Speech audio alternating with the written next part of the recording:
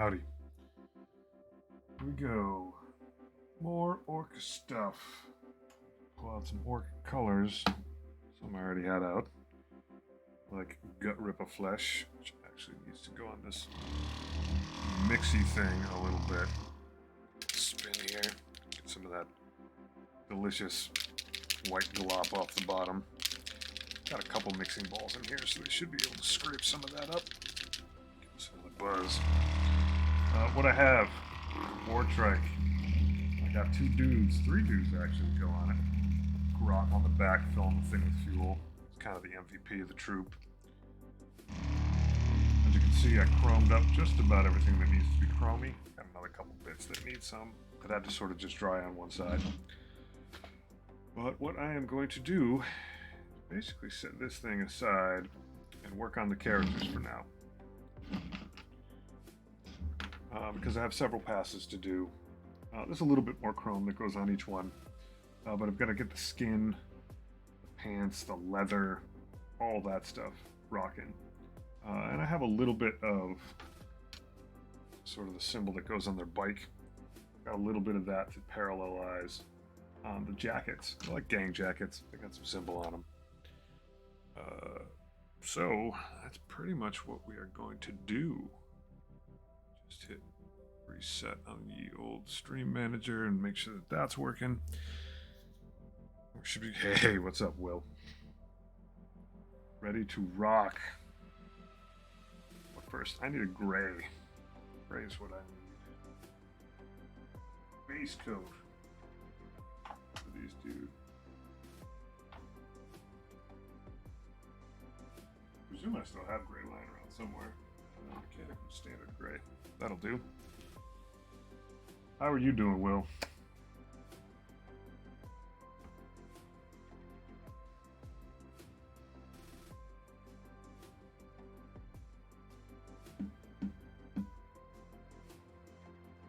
Man, I really need to clean this space up. Good. With an exclamation point, we'll take it.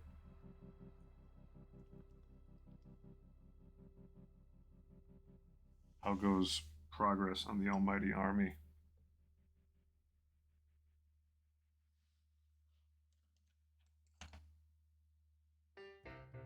Oh yeah, I love that idea. Self-heating jammy jam. I literally put my tea in this thing, which is pretty darn thermally sound, and then I just pour it off into my mug as I go. Like the same sort of thing of like, gotta keep that tea hot and piping. This weird gun hanging out over here. Oh, that's an orc gun. I'll leave it there. That's fine. Alright, so I've got Mechanicum Standard Gray. I will mix some of the dread. I gotta get rid of the stuff. I have some amount of white lying around. Corax white.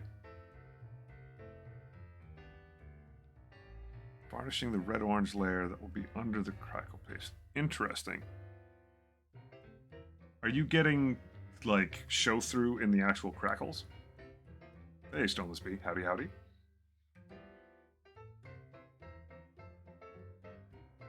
Yeah.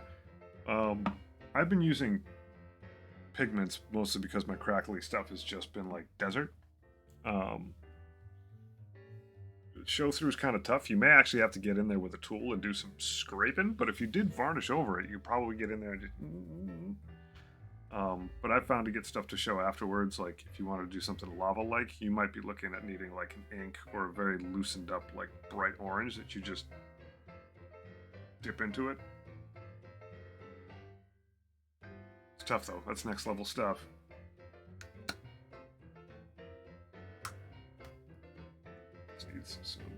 I gotta get through this crap. I do share Sectrix's loathing of Corax White, but I don't want to just throw it out, so I'm gonna use it to mix with things.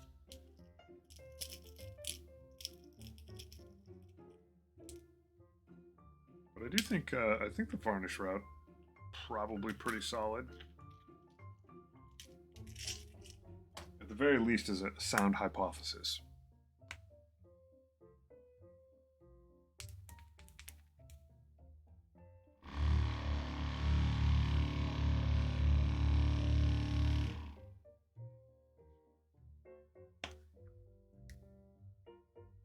is obtusely thick.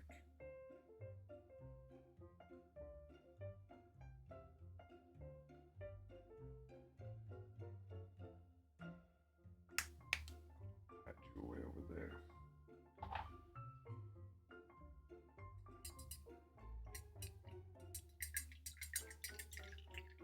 It's you're still getting in the wagon and going to Oregon, even if someone else is, even if there's some ruts in the road.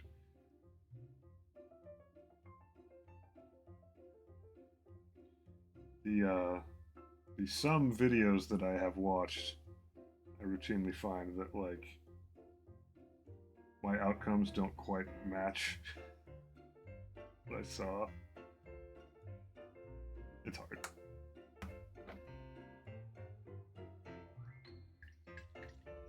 Still got to go through with it. I find it to be a lot like sourdough. Like, you definitely can't just like buy someone else's sourdough starter and continue it, like, because it's picking up all of its extra yeast from the local terroir of the air. So I always find that funny when it's like, oh yeah, you can order this like sourdough starter from San Francisco, and it's like, yeah, like 2 or 3 generations later, that thing's not going to taste remotely the same. I think the same is true of like just your like natural intuition of how you mix and do things. B, the like dryness of the room, air pressure, the winds of the warp, if you will, makes it special.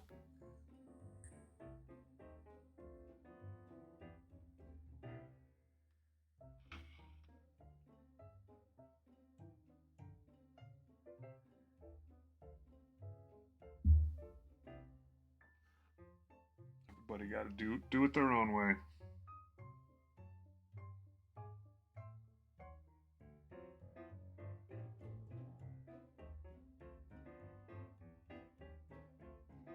Man, this Korax white does like not want to mix with anything. It truly is brutally terrible paint.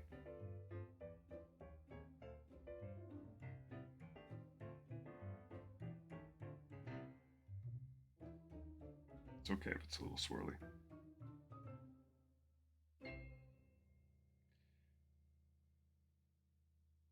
Yeah, I think about drying stuff pretty regularly. I mean, obviously you've seen me cheat and just like run the airbrush with with no paint to just get things to go, but I do have a room fan.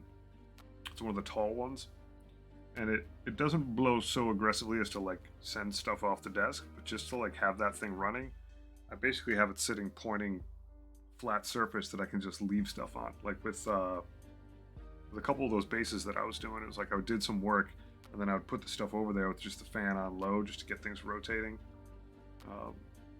It does make a difference, especially for things like crackle.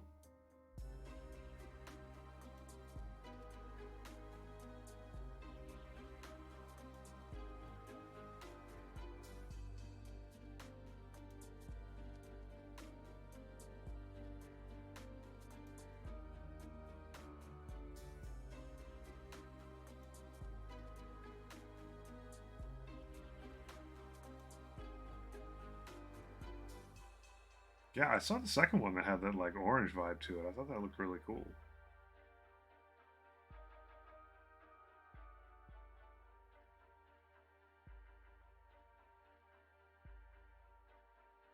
I like the first one too a lot.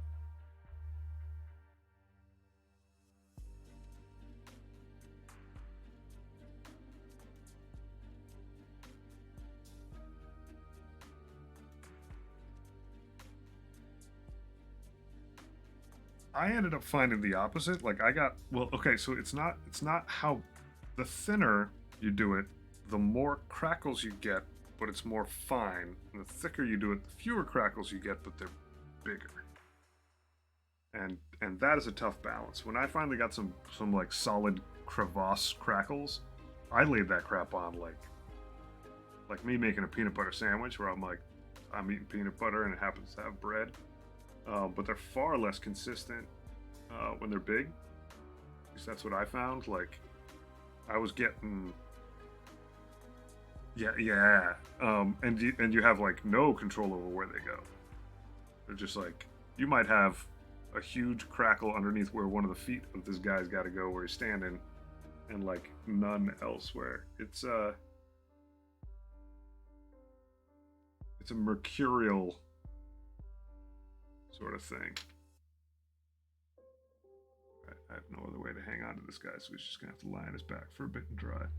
It's neat though. Like, it does make me want to like mess with the process a bit. Like, what if I throw this in the microwave? I wonder what happens. Exploding crackle. That might be cool.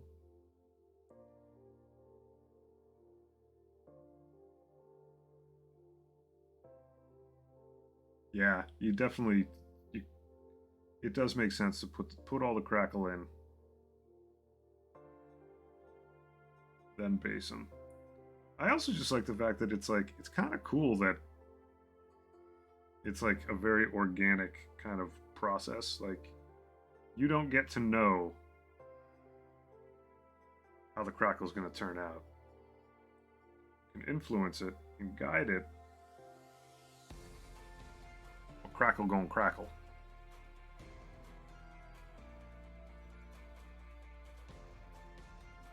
And also like crackle first before any props, because if you break that sort of surface area with any verticality, the crackle goes towards it. I found the same was definitely true similarly with that water stuff that I was putting down for the blood. Like it grabs vertical things sticking up next to it and like ridges up to them, like it has crazy surface tension on it.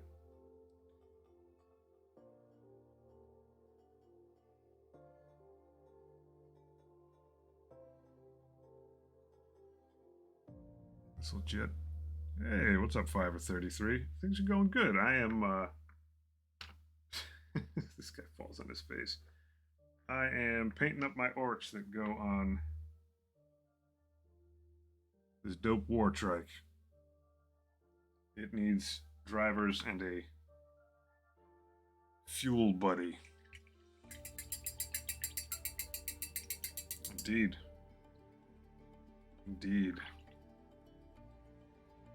Get some paint off of my brush. A little stretch in.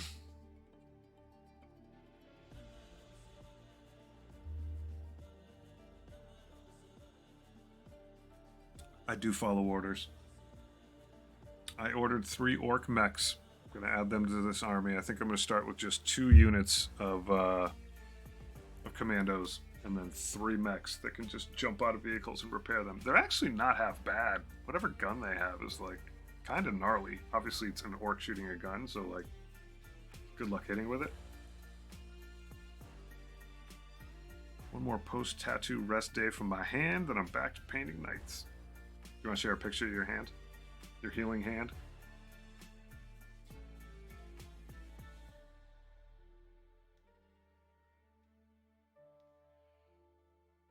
I'm sure that the 0 to 40k logo with all that black on it must have been very painful to get a tattoo of. So I appreciate your dedication to the brand.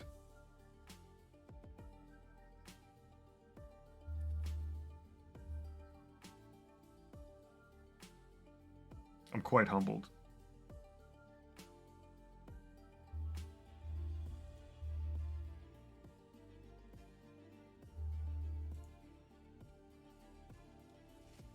Yeah, come on, one time I had a tattoo of my brand on my forehead, and I totally lost my mind as Captain Streamo.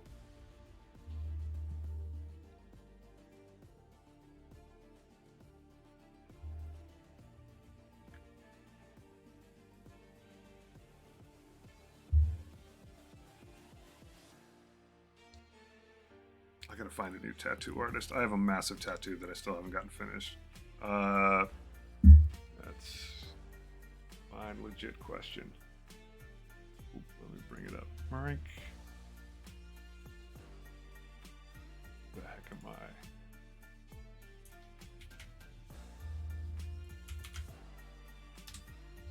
Like I got this on my shoulder is like the claw of the dragon that covers my whole back, but I basically like plan of it is to get a chunk of it done whenever I like surpass sort of a milestone in life in general.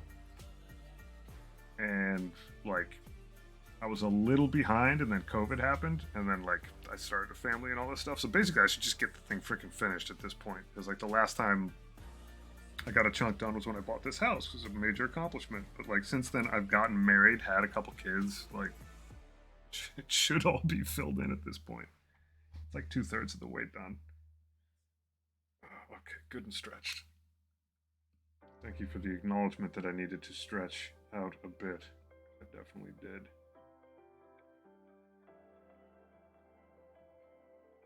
I absolutely adore this model. This guy's so badass. These guys are just riding by with their shotguns ready to blast.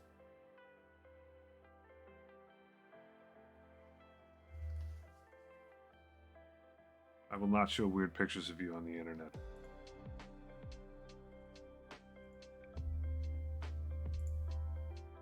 Ha ha ha ha! That is dope. That is an awesome tattoo.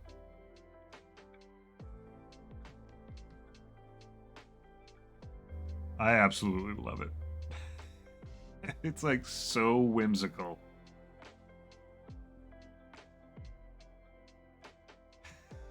It's fantastic.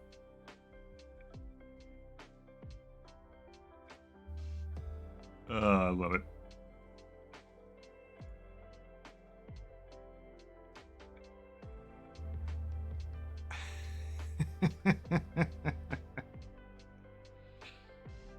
It's like the kind of tattoo you want to see on the fist of an MMA fighter.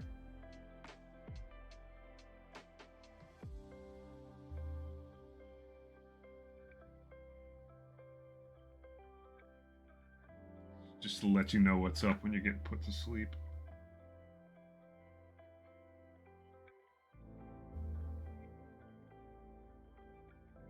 Have you been around to see? I actually finished my knife that is thematically very much like yours. I don't know if you were around to see when it finally was all based and all that jazz.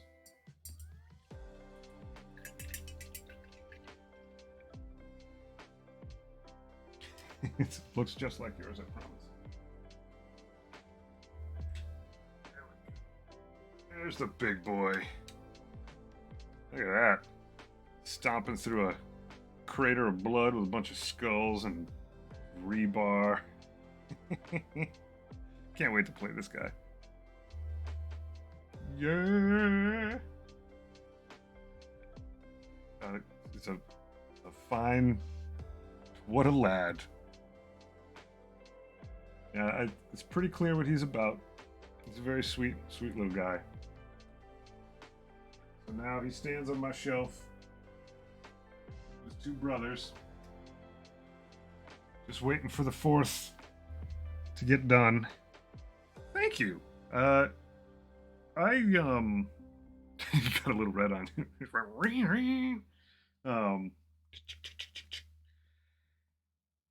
I struggle with knights every single. I've only built 3 of them, but every single time at the start, I'm like, should I follow the directions or should I start from the waist and go down and then move the feet in a certain way where I pose them properly? So everyone, I'd follow the directions. It's like build the feet and then attach the feet to the bottom thing. And then when you finally attach the hips to the body, it's like you're kind of stuck with whatever flipping pose you got. And yeah, you could snip the things off and twist the legs, but whatever. I've kind of just rolled with whatever I've had. And so it turned out, I was like, there's no way for this guy to stand up straight. It's just not possible. It's all the plastic is fused. Isn't it inspiring? Like seeing, when you see someone paint a knight, you're just like, and you realize how much base you get to like fuck around with. Like that's choice. So like I knew that guy was either going to be on his back foot or on his front. And then as soon as I was like, he's going to only be on one foot, I was like, I should bury that front foot in something so that it's like pretty sturdy on there. And then I had the idea of just like, I had worked on this crappy diorama that I made, and at a pond the pond was the part that I really liked. With this, I don't know. Yeah, it's right here because I don't clean anything. This diorama effects water texture stuff. And I had mixed it with grime and things to make it swampy in the diorama. And I was like, and that worked. And I was like, oh, I could mix it with corn red And I'd probably get a pool of blood, and that's exactly what I got. So I had green stuffed in a crater, filled in the edges, posted him in the middle of it, and now like he's posted to the base, but his foot also is attached to that liquid stuff. So yeah, he's stomping through a bloody crater like in some city. All just kind of worked. Just ran with it. Um, it's a bit excessive, but you know he's one of the four horsemen of chaos. So like, got to have his own brand. I'm very pleased with how it turned out. But good lord, a Knight Lancer is straight up $200. Like, jeebus. I am getting one, but like, man, it's like so much money for one model. I'm gonna be taking a break from Knights after that guy. But I mean, it'll be the fourth horseman, so it's gotta happen.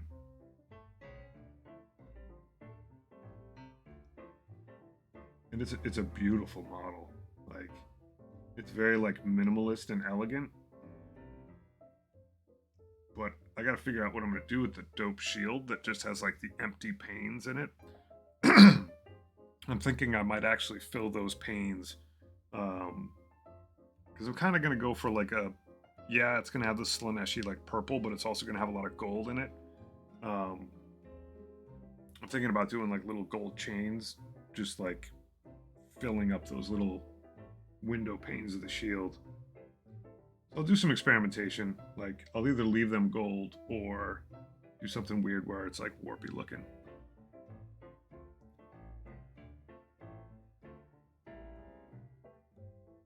Yeah, like, I could, if the big problem is like, yeah, it's a lot of money, and B, like, I could buy that, but I got crap I got to do first. It was you know, the last night was a good hiatus to sort of get me off of this orc business for just a little bit of time and refresh my love of orcs. But if all goes right, I'm moving in a few weeks. I'll probably wait till I get in the new space to get him, and that'll be a good way to start.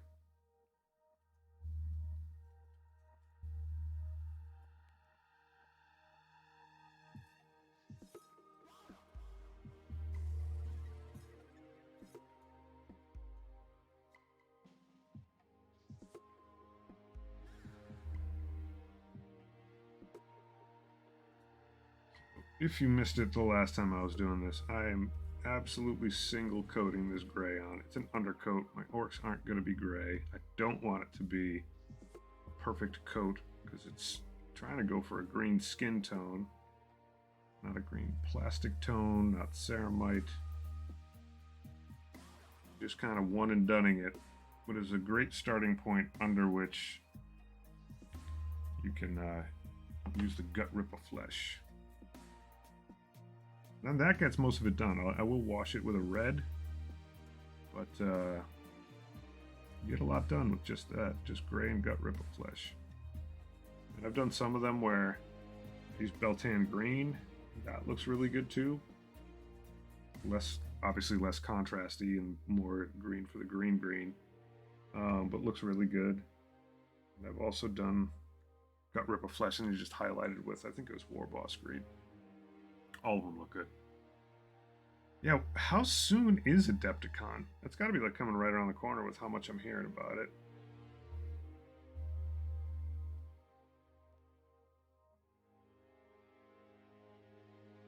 March 20th. Oh yeah, it is right around the corner. Sweet.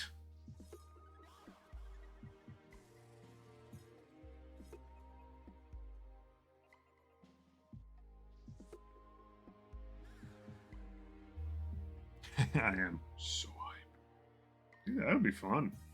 It'll be hella fun. I mean, it's also just like an amazing opportunity to like be in the presence of a huge amount of nerds who are into the exact same crap you are. Like, those moments all feel good. Like, even when I go to like PAX East, I'm like, ah, yes, I'm amongst my people. This is my tribe. I don't even know how I feel going around a bunch of people who paint models. Like, a step even further.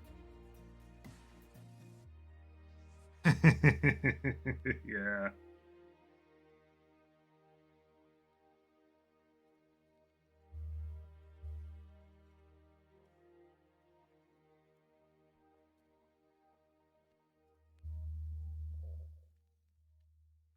This guy's got such awesome beefy arms.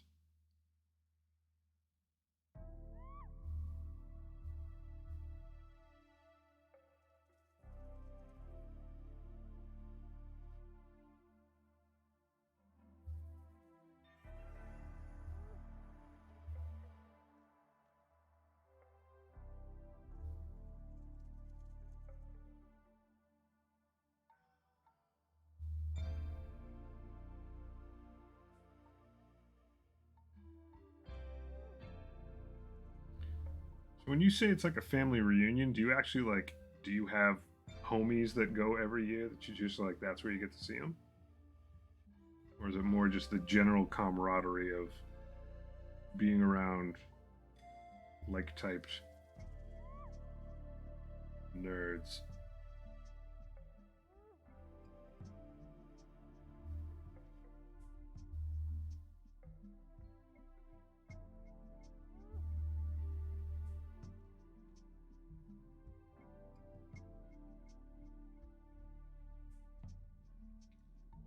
Brush.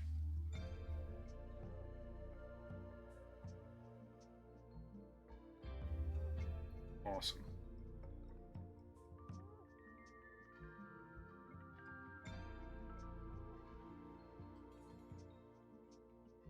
I should go some year. Like I haven't really thought much about stuff like that, but like because I'm so new to the hobby, like and not plugged in, but man, that sounds like an amazing amount of fun.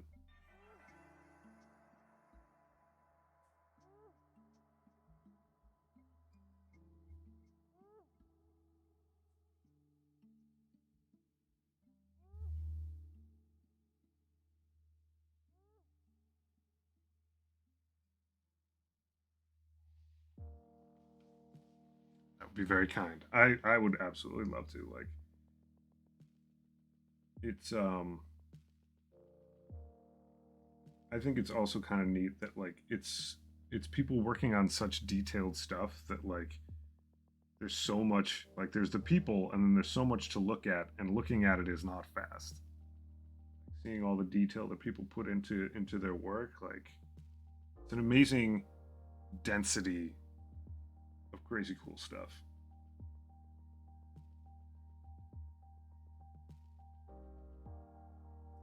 I don't know who Sam Lenz is.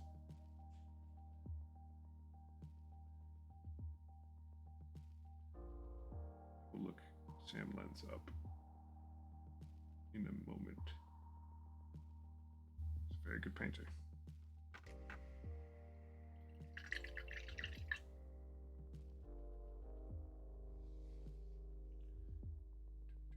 Do, do, do,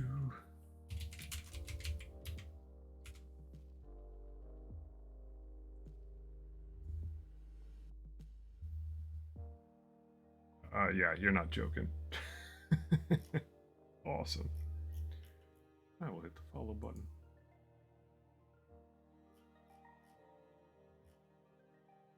Oh wow, that is wild stuff.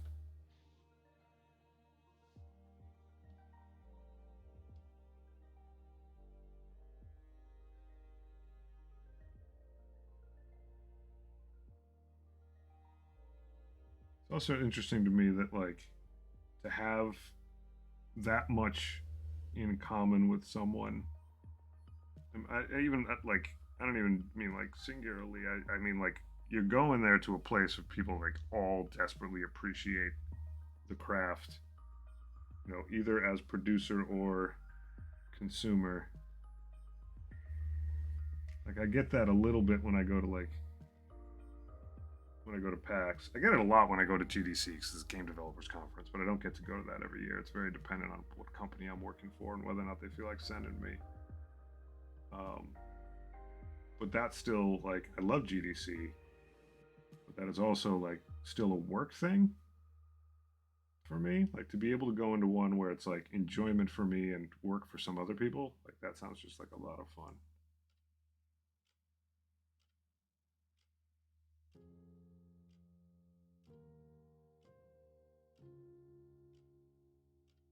All right. So he is wearing a glove. That much is clear. But is he on his other hand? I think just because I silvered it up by accident, I feel like I want to say it is, but it ain't. It ain't. We gotta get spray in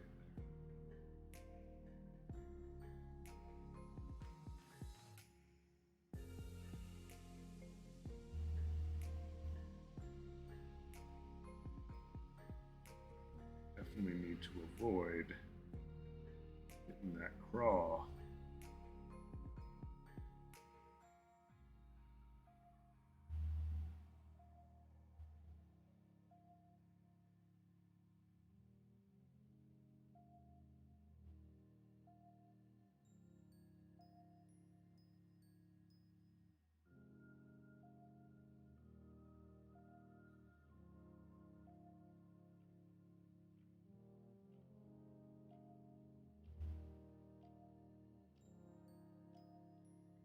So how do you actually like mechanically enter a competition? Like, do you? Does it have to be something brand new? No, I've asked this question to several people, but like, I think it's different per thing. Like, do you have to send a picture ahead of time and then bring it in for realsies? Is it a timed thing? Is like the expectation that like you've done this recently, or do like people bring their best piece to these over and over again? That's my big question. Curious about how it works.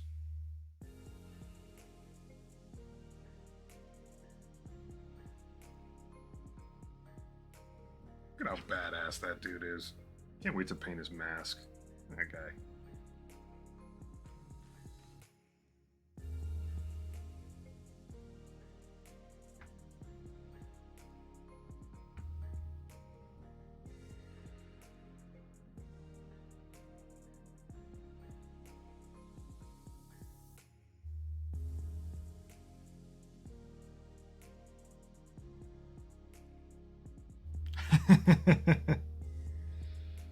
Yeah, I feel like at some point I'm just gonna like enter some crap just to like not be a coward about it. Like I have no the only way I would win is if like someone made a mistake, but I still think like the idea of having someone have to actually look at the piece and sort of like make a judgment call on it is actually kind of interesting to me.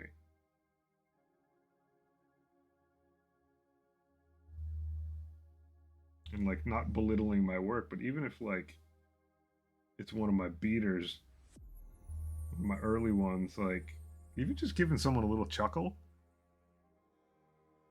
sounds like a lot of fun. Oof. Yeah, this guy's gonna be tough to manage now that I just hit his feet.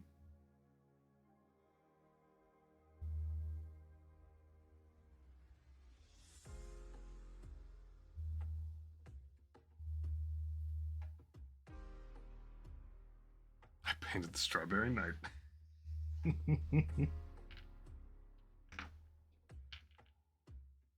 I am considering oh, what is it? Is it Armies on Parade? Is that another like that's the Games Workshop one?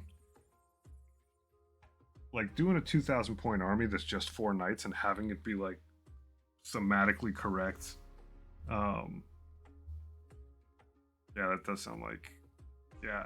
Like here's my army. It's 4 knights. They're the four, horsemen of chaos. At least like there's something wrapped together.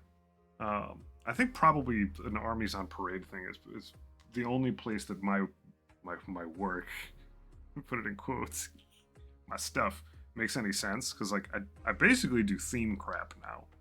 Um, you know, I was saying last night like how my orcs work, my shiny orcs is that like it's like if I show up to work in a clown suit, I look like a clown. But if I convince 20 people to show up in a clown suit, now people are like, oh, what's the cool thing going on?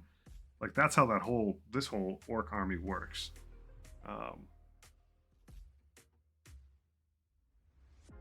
yeah, I'll look into it. I mean, I think this orc army at least like comes together in a weird sort of way.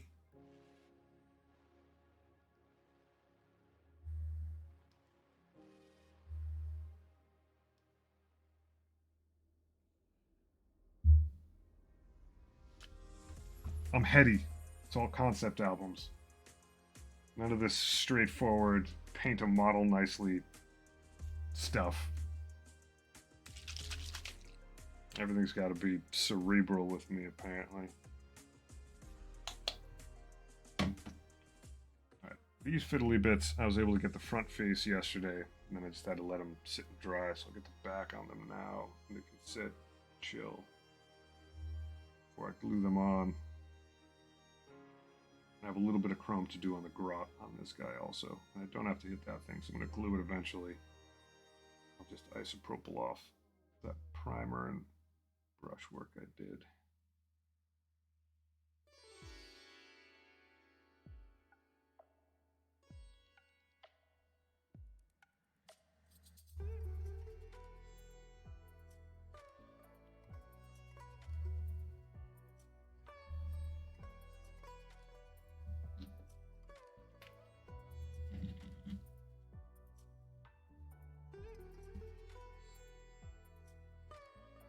It would actually be pretty funny for me to... I haven't gone back to my local Warhammer store in a while. I've only been in there a couple times.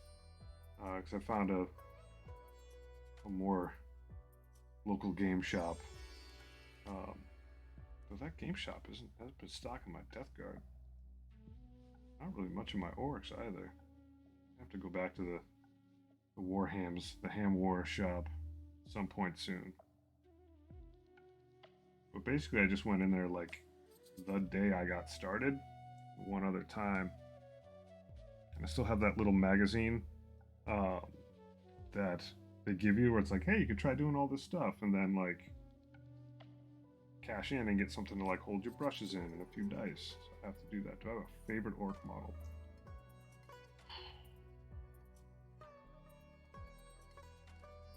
I think I'm going to turn around in a second. Look at my army on parade.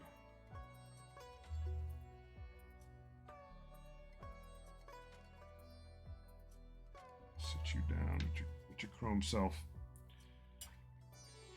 Favorite orc model?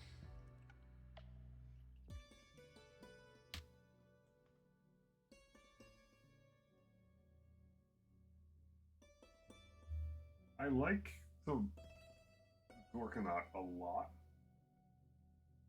but like little by little, this guy was the theme to get it started.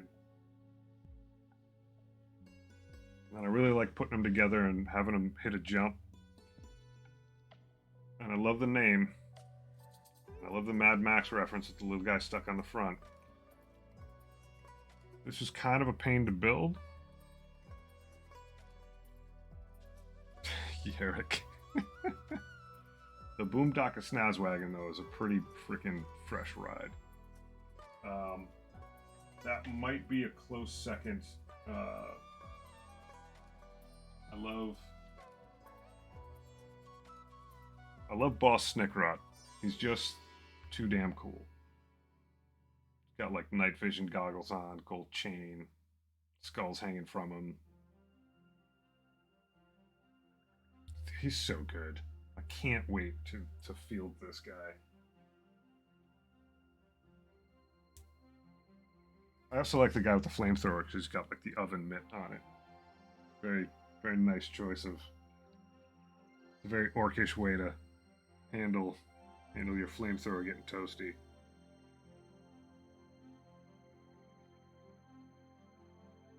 But I will say, like, and obviously I picked some stuff that's pretty unique. All the vehicles have been dope. They all have their own little bit of character to them. And then because I went with the kill team, like kill teams tend to have very unique, models in them. It's like just about everybody in that kill team's got like a version that is like a special build with a cool weapon. Like, there's a communications guy with like a radio gun thing.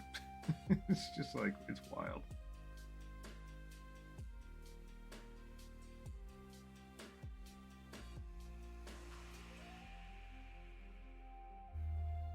It's so good.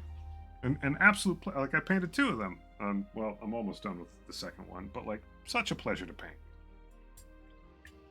Just a bunch of really cool lads that take this war business and subterfuge very seriously. Like the whole second unit that I put together, it's all melee, I think. It's all melee. I did them. You know, they've got sluggers, but like, I just wanted them to look like the other versions without the special weapons on it, and that's cool too. Hey, that was awfully nice of you. Thank you very much, Velo.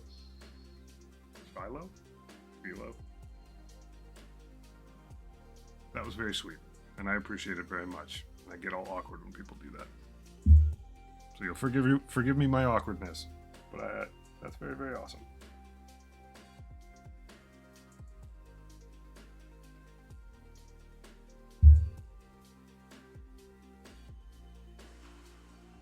I do technically have a third unit of Kill Team Orcs, I think, because I think one comes in the Octaria set box, and I have an unopened second box of that. But I think that's still going to be a gift for someone else, so we'll see. Or if I crack it open, I'm going to kit bash a whole Stompa at the end of this and use a bunch of terrain bits as body parts. So we'll see how long that box stays closed.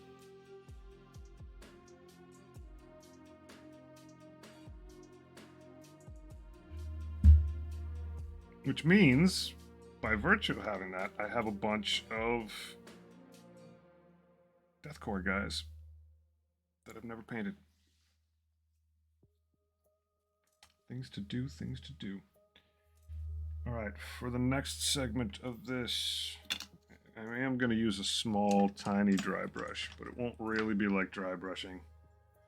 But I'm going to put some bone-colored paint down places that are going to be brown leather.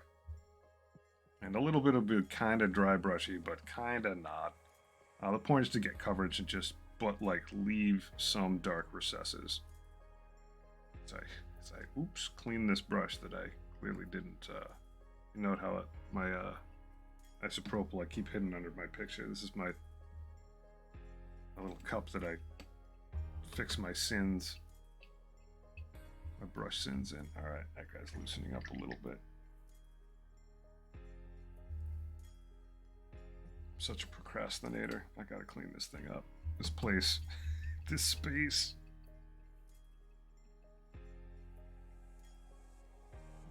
Got the looming move. And now I'm like, well, do I really want to clean it now? 'Cause I'm just gonna pack it up in a couple weeks anyhow. Alright. That brush is clean enough to work with again. Oh, how you've suffered, you poor little brush. What will I use? I'll use a little Screaming Skull, maybe.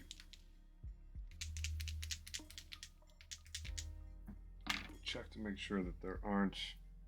That's pouring gasoline. I could make it being pouring chrome paint.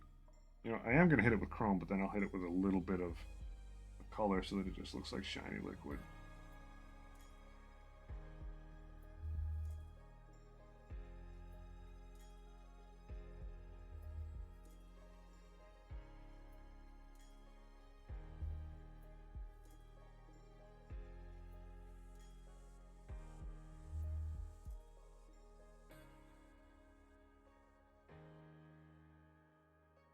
Yeah, that's cool. Push this guy again.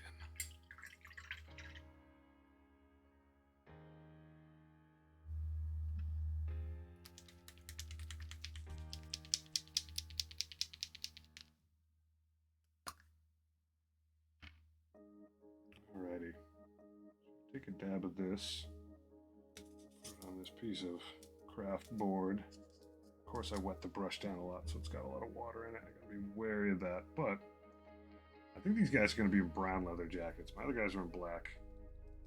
These guys are kind of important, and they have this sort of symbology on the back of their stuff, so somewhat kind of respecting the edges of this stuff. Just trying to get a light tan in here. Again, it does not have to be perfect. I'm going to go over this with a heavily dark brown contrast paint. I may just use a regular brush. It may be safer. I don't want to hit any of that chrome. Yeah, I think I will do that. I'll let you soak in the alcohol, buddy. Soak in the rum. Sit straight. There you go. And what this will get me, when I go with the super dark over it,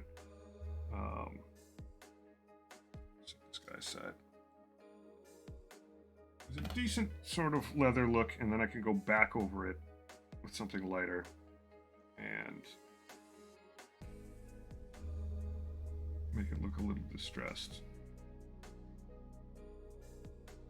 In spots that are faced up or out, just going to go a little heavier with this stuff. Sort of pre-game, the equivalent of sort of sloppy edge highlight. Do the same thing on this belt.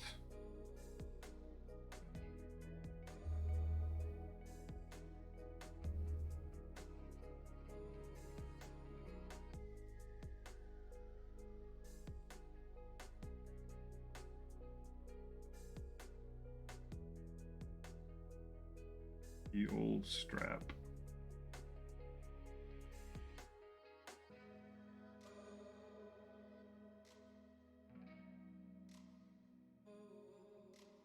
Once again, distressed leather, not plastic.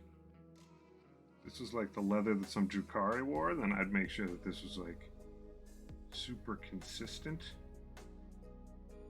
But like the fact that it, I mean, you can clearly see that it's not, and I'm definitely leaving it that way. It's just better that way for distressed stuff.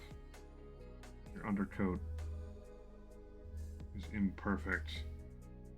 You don't have to do as much distressing at the end.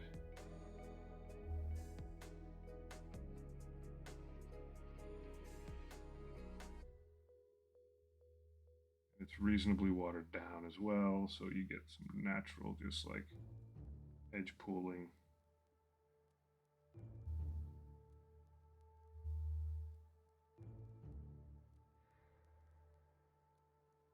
Don't need to get up to every single nook and cranny of it.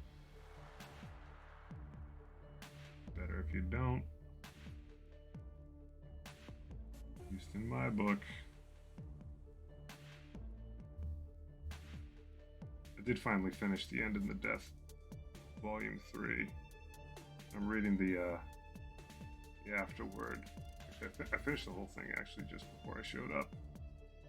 Afterword by the author Dan Abnett, and it's like, it's crazy to think about. It's a massive book, and like, yes, it's broken up into 3 volumes, but it's like, it is written as one book, and a lot of the criticism for the first couple volumes of it, like, totally legit. People are like, I don't know why this part of the story matters. It's really hard to read a book like that that's broken up 3 ways, because you're used to the satisfaction of like having closure at the end of a book. But man, there's no closure at the end of Volume 1. Not much at the end of Volume 2. Volume 3 does deliver. A very cerebral writer. Apparently the thing is just laden with like Easter egg stuff. I just found a little section of skin I didn't hit.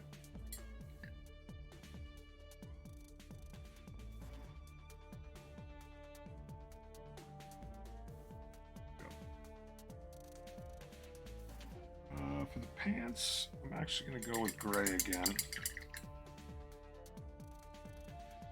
Not just because I have it out there, but gotten sort of to a good spot where I can do distressed denim pretty well. Sort of sloppy gray on it in certain spots.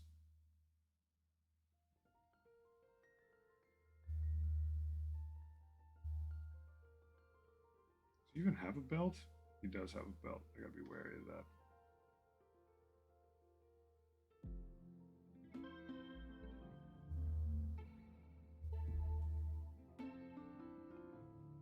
I'm gonna leave some parts like splotchy and completely dark. And this is going to get, remember what it's called. Night something? Drakenhof Nightshade. My denim, my dark denim contrast paint of choice. Let's go nice and splotchy.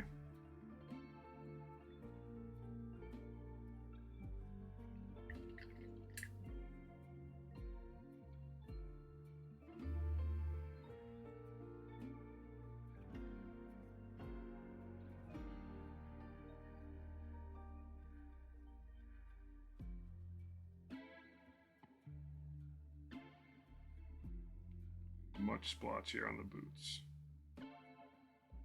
Just sort of stippling around. By the craw. I think when I get through this step on all of them, it'll be time to turn them proper shade of green.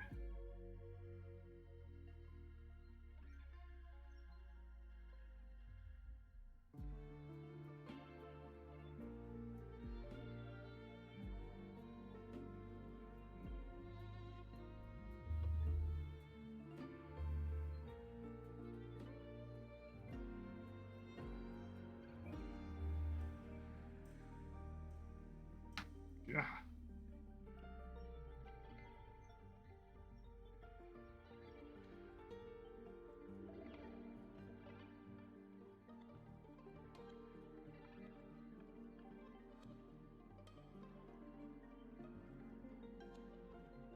And months ago, if I caught myself painting like this, like I wouldn't even understand what I was doing. Skin's gray. Supposed to be dark leather is not dark at all. Being able to do preparatory phases on this stuff. Sort of have faith and sense of where it's going to go. God, after saying that, I hope this goes somewhere good. But that's very different. Very different. Belt. Belt will be considerably dark.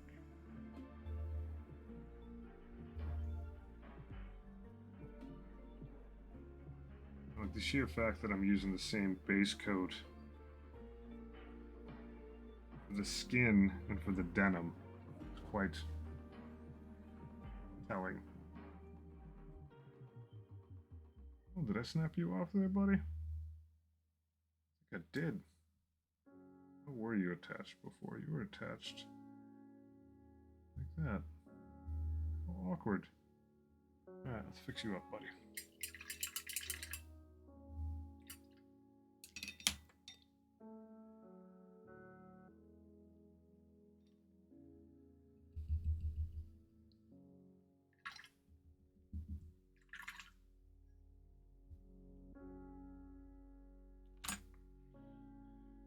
Jet glue to the rescue.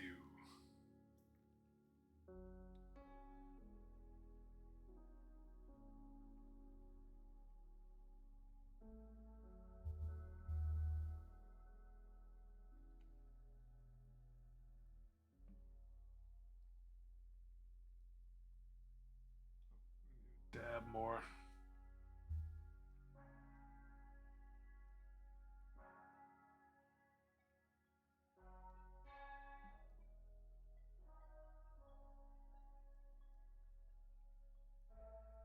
Now you can sit in peace, buddy.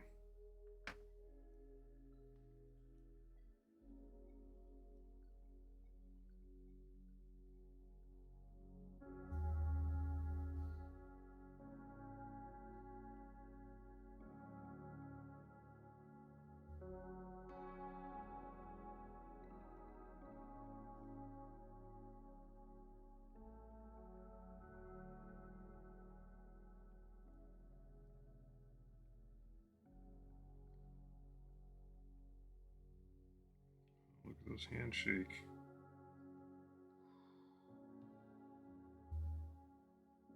So go a little thicker on this edge of the coat. On the collar. So that looks nice and distressed.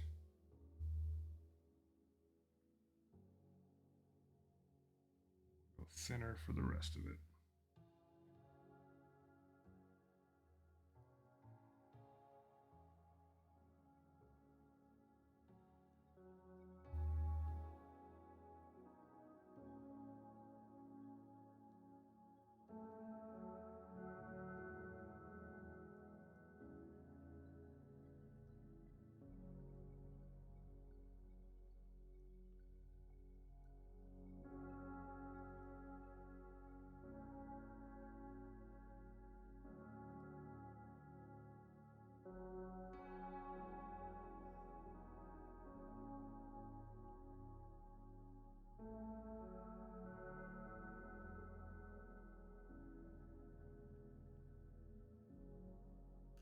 Do need to clean up a little of what I just said. I just realized I bonked into my precious chrome. Yeah, you may be getting a new chrome pass afterwards. That's fine. I probably shouldn't have even bothered hitting that chrome last time. I think I was just trying to be economic with my time, but I should have known this is getting all leathered up.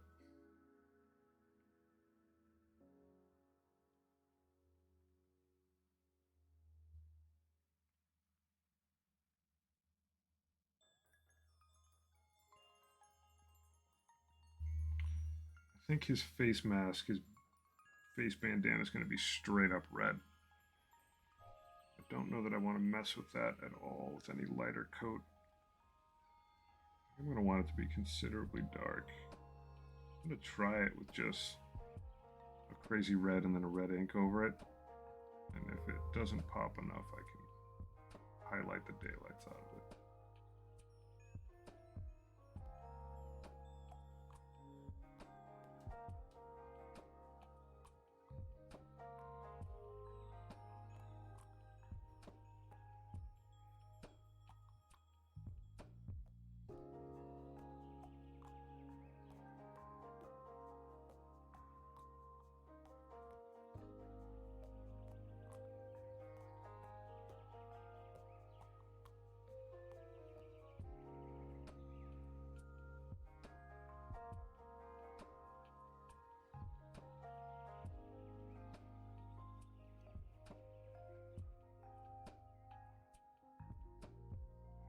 Just a little more of this to lighten this stuff up. Should be able to proceed. I don't have to go crazy here. It's underneath his hand. It's going to be on the handlebars anyway. Right, let's get his boots.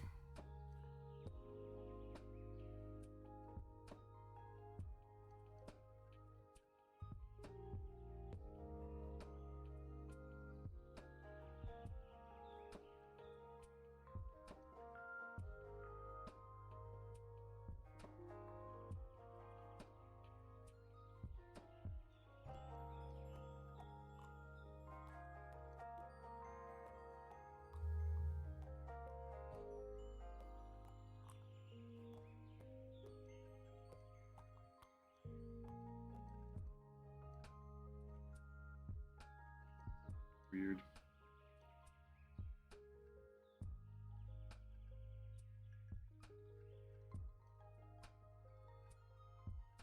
This guy's got mad steel toes. Love it. Love it. All right, switch back to gray, get his jeans done, and then we can do this grot. And then move on. Skin.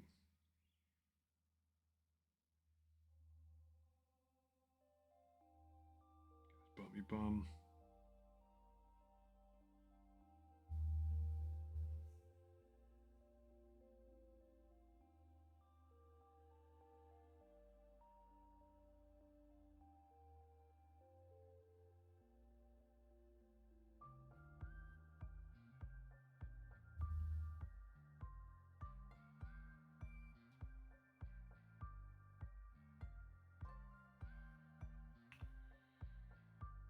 So there will be another chrome pass. His belt's actually a chain.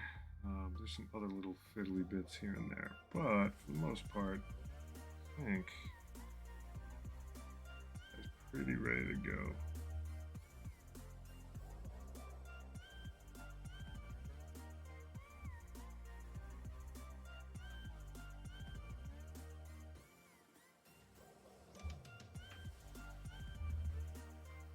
All right there, little grot.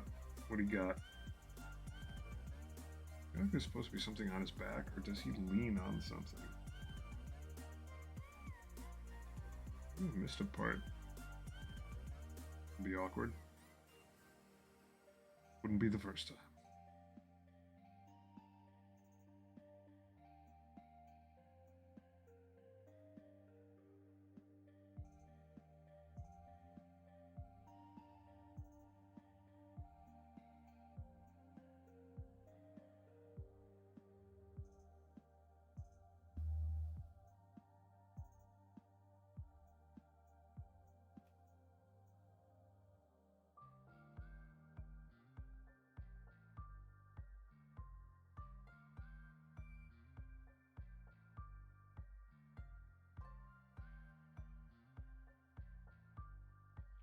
Get a little gray.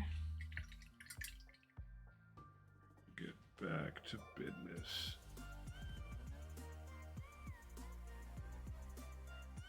There we go.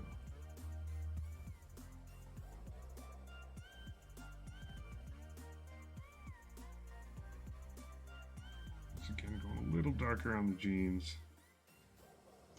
And much splotchier.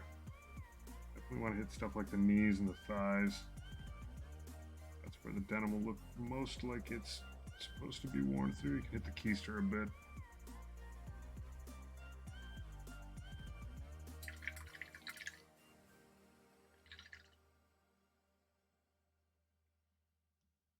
I can just let that guy sit for a second. Breathe. And I'll sit for a second and breathe. And sip tea.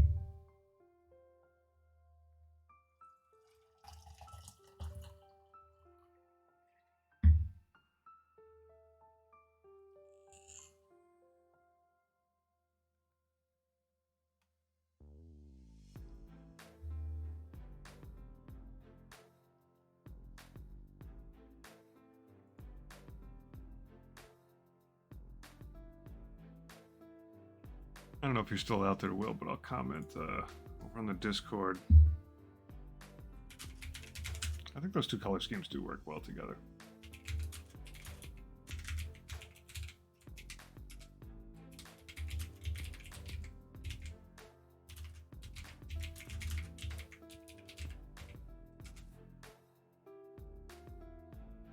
I do like contrast. I think those two lances actually kind of look neat as part of the same thing.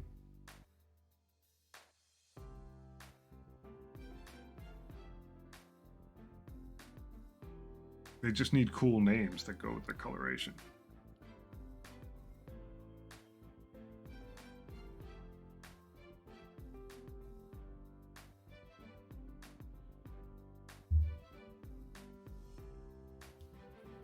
It's like Inferno Squad and Blue Sky Lance. And you're good to go. Star League see, as soon as it's got a dope name, man, then you're good to go. First Tauren Lancers. Sweet.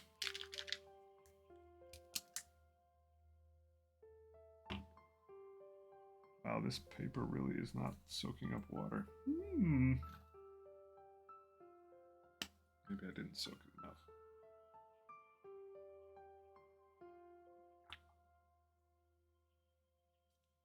Yeah, names matter.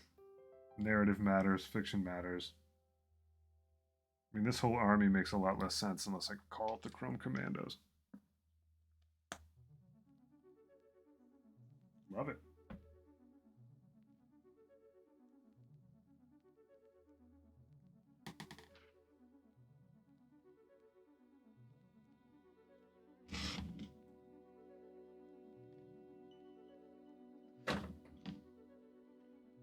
Alright, now we just gotta slop on some green and make these green skins green. Oh, this stuff is so good.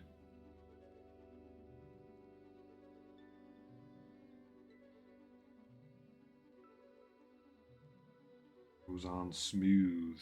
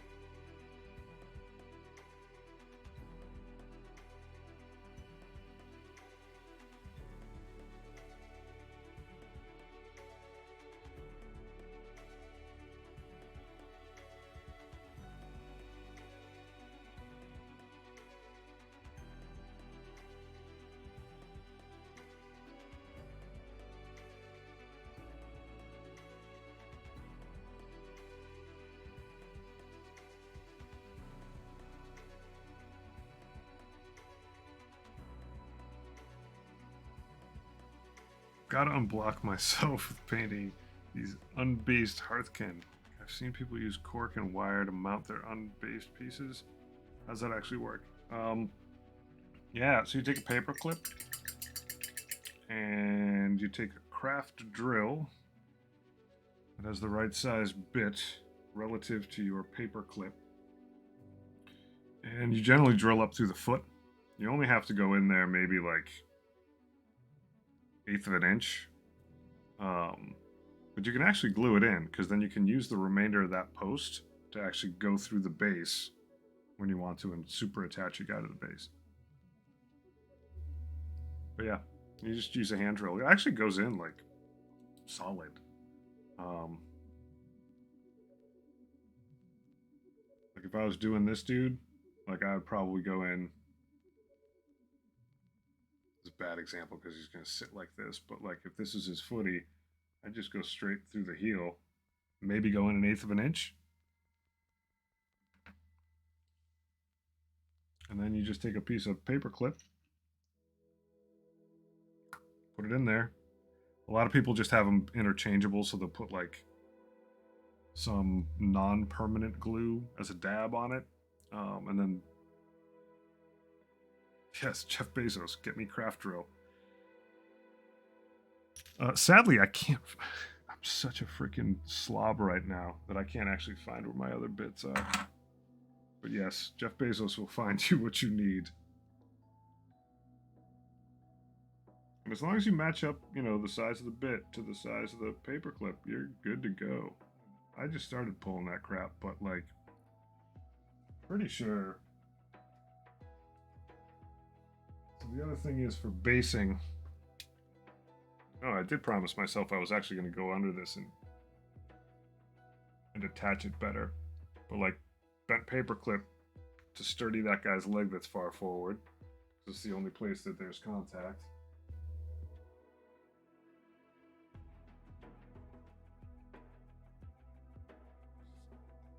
Two paperclip wires underneath this bad boy to keep it levitated and then to get that wheel to stay down without just glue.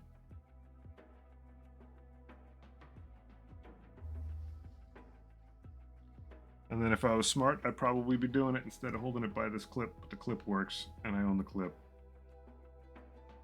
So I'm clipping.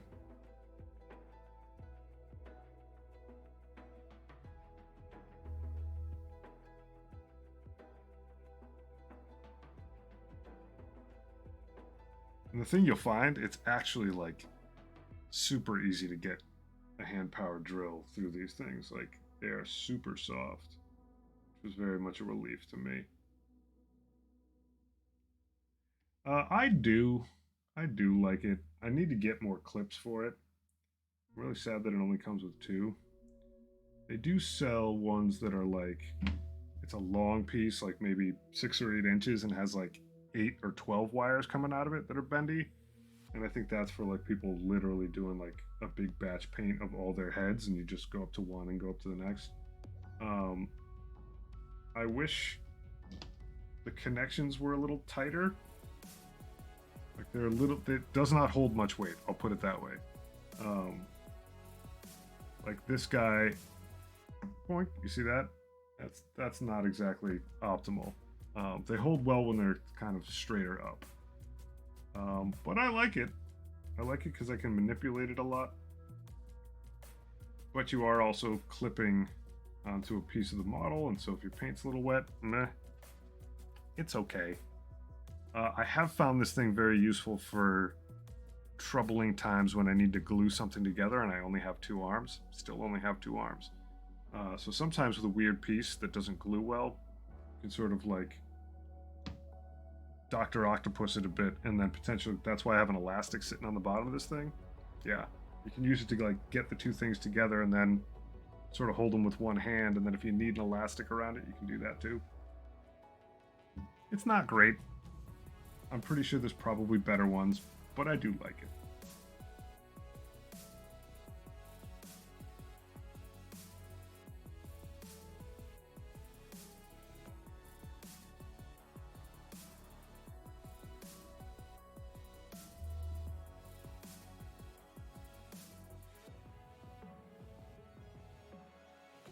Yeah, I still have not sprouted my extra limbs. I haven't gotten my superpowers.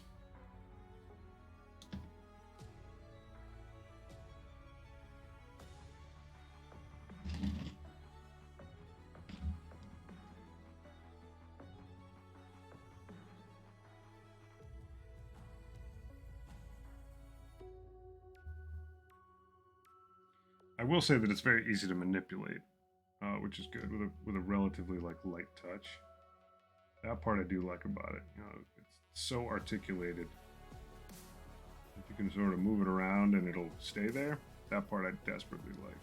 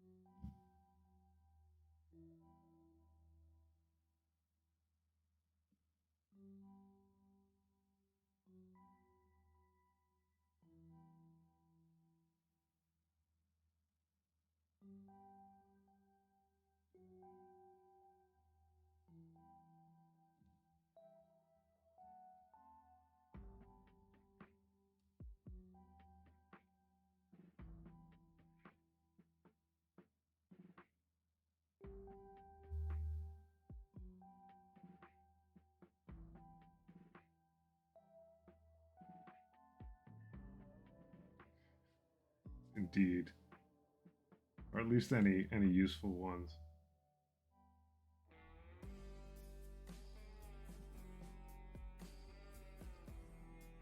Extra limb would be good. Tentacle would be good. Prehensile tail would be dope.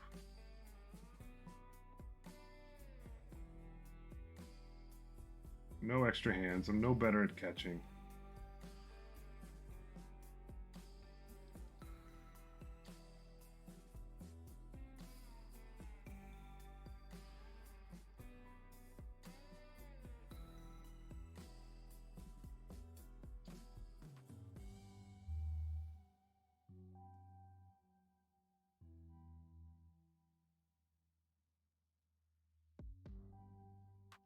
I love seeing posts about Blood Bowl, like physical Blood Bowl.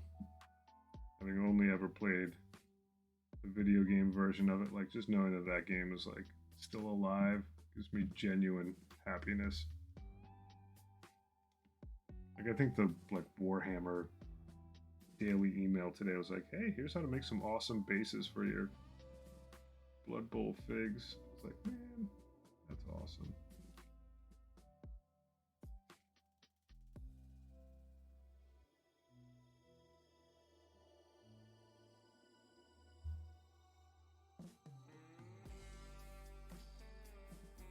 I feel like I'm probably gonna long way off, but someday. Yeah, I have that same feeling of like I think at some point when I feel pretty okay about the armies I've got in 40k, like I'm gonna put a Camry team together just for laughs. I could play against Jared in the rest home at one point.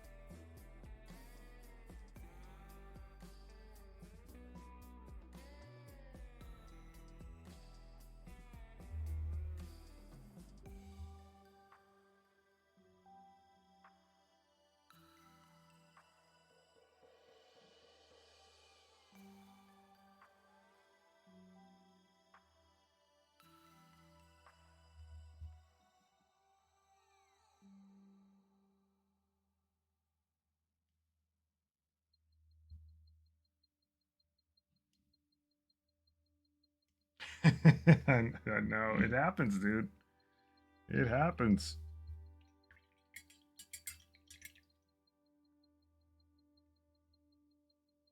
Well, you got to keep your eye. And you don't have to do shit, but say it out loud anyway. You got to keep your eyes on the prize. You want to get your Hearthkin out on the field one day. You got to stick to it.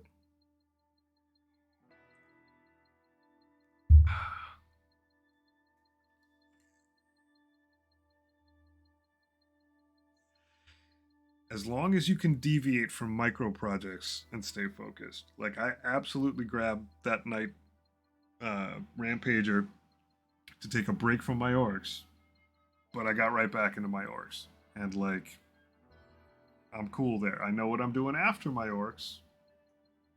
I'm definitely getting some Death Guard Terminators. I'm not sure if they're going to be Blight Lord or Death Shroud, but I'm like, okay, those are models I haven't done. Do that. Definitely going to get the Knight Lancer.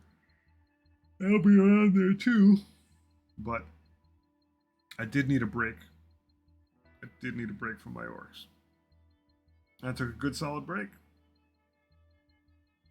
Eyes on the prize, though, Will. I think where the sisters suffer against typhus, maybe the Hearthkin that can truly take an abomination like that down.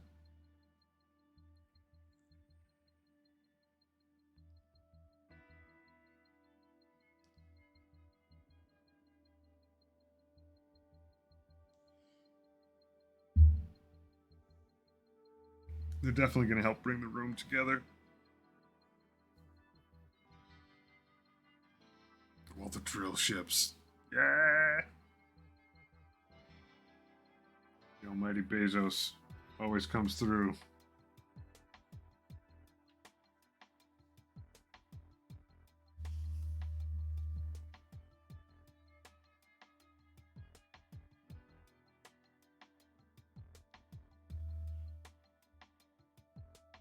I do have to take some time to take some freaking pictures of my models. I've been so lazy about that lately.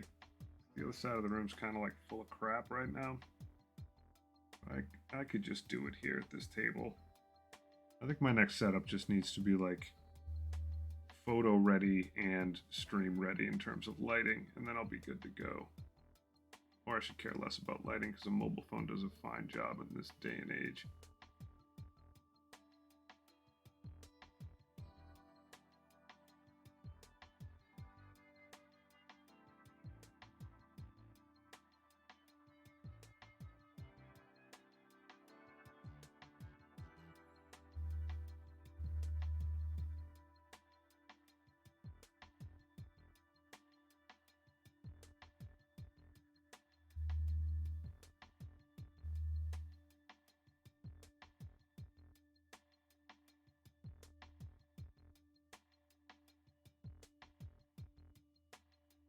At least this guy can lie on his back now.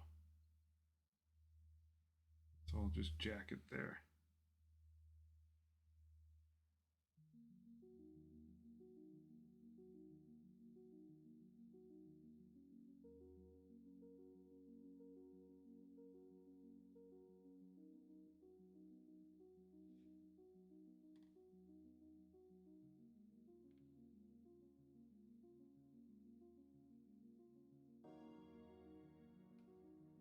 I am a very big fan of the box lights that I have.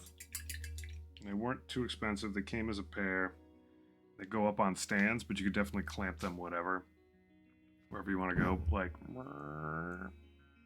that big boy up there. And then I have that one back there.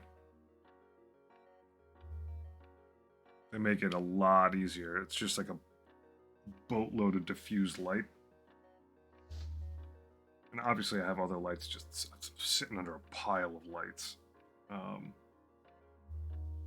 Because I can't decide what I want to do about lighting, and I always need more of it. Mostly because I paint at night. But, wow, this thing really didn't soak up. But the box lights are pretty darn good.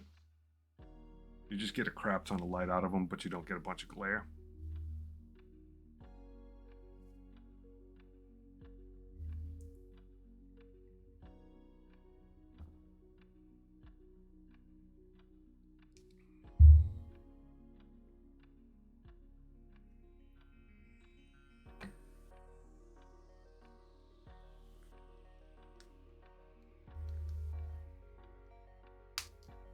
I think I will do jeans next.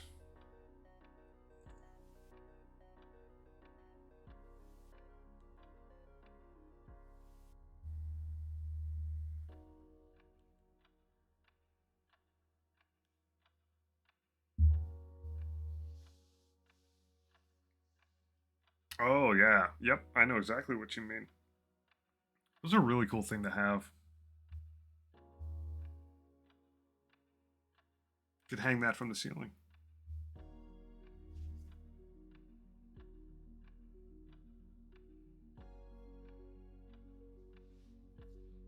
Outside the box thinking, Will. That's where I'm at. I know. It's a great idea. Like, a lot of times those are really good for photography. Like you can basically, I mean, often with a black piece of paper, you can choose like just out of shot to like cut some holes in a, because they use the same basic concept for looking at negatives. Um, Back in the day when people shot real film, you'd have. I think my dad actually has a small one. I'll see if he can give it to me. Um, it's like a tracing table. I think it's a little brighter, but you would lay out negatives on it. But my dad did a lot of still photography, and he would lay out a black piece of paper and cut sections of it out so that light would come up from it, and have his stuff on a stand, but he'd be able to control where his diffused light was coming from. At least I think that was him. I have memories of doing that. Now I'm like, was that him? I think it was him.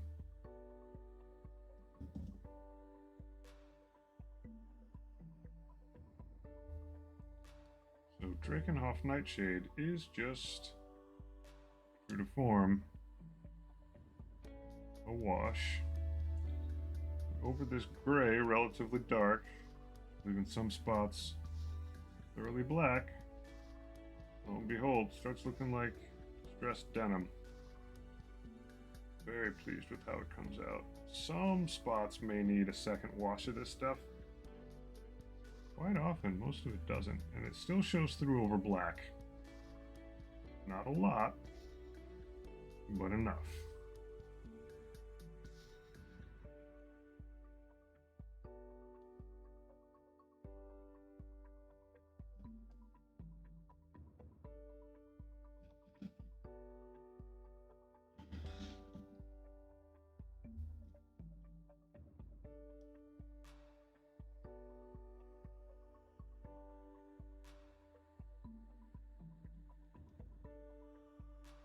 I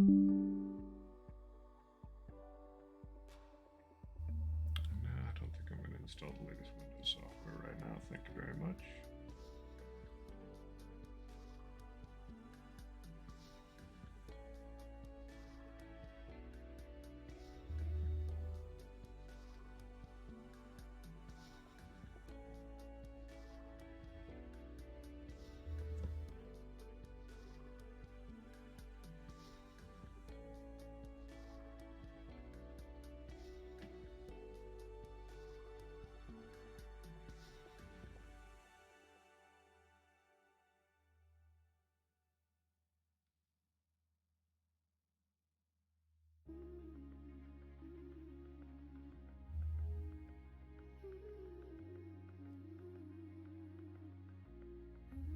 can lay this stuff on pretty thick. Here's your denim. Let's see if this little grot dry enough to proceed with. Oh, I still got to get his other footy. Hold you by your head, which is dry enough. Yeah, I can get both. All right. Sweet.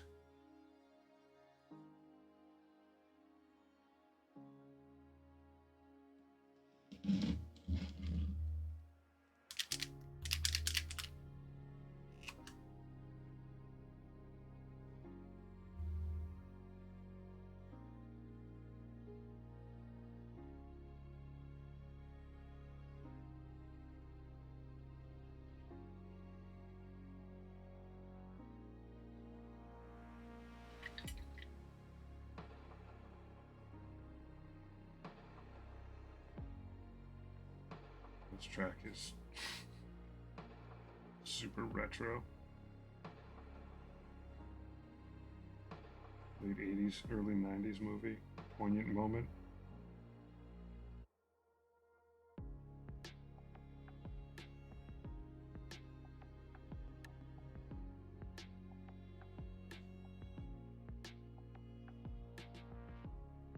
Now you gotta sit on your face. Sit down, face down, buddy. Alright, I can let that stuff chill for a little bit. I'm gonna get this brush in some isopropyl because it's done some combat duty.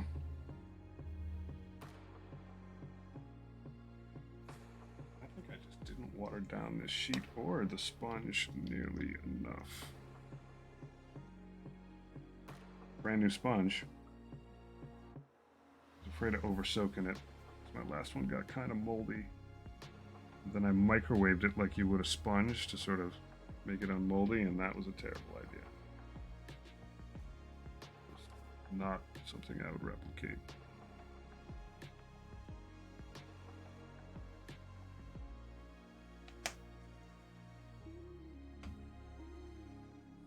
Alright, so I think our next step will be the leather. It'll just get one pass of Sigor Brown? Yeah, Sigor Brown. I'll let this dry a little bit just so I don't dab my fingers into the work.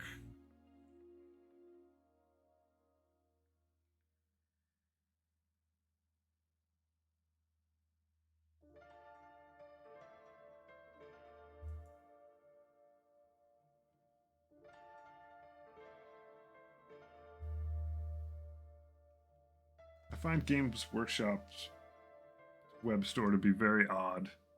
Like, things go in and out of print. They're very different based on whether or not you're in the UK or the US, which that part I understand because there's, you know, some amount of what's local to the US and that they can ship from. Excuse me. But like one day mechs weren't on there, the next day they were. I was like, oh my gosh. I got a few of them. But things go in and out of like availability. It is pretty scant in that regard.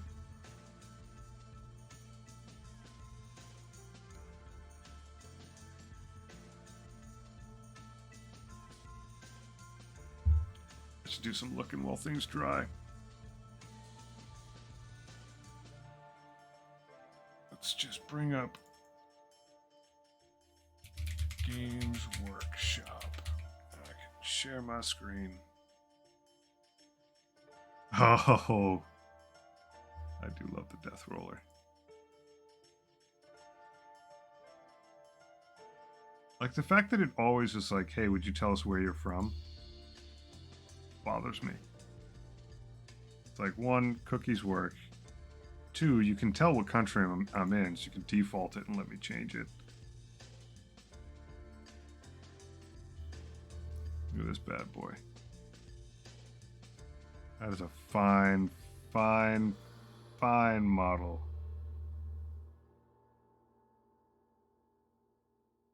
So good. Scooch that to the side there a little bit so people could see better. There we go. Oh, so good.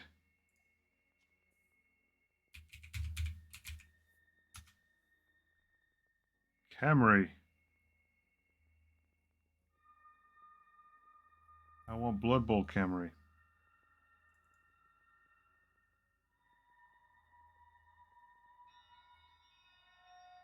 I wonder if is Camry even like in the tabletop version, or is that just digital? That would make me sad. Amazons, Old World Alliance, Underworld Denizens, not bad. Okay, they got the Corn Blood Bowl team. Norse. Frank N. Stein.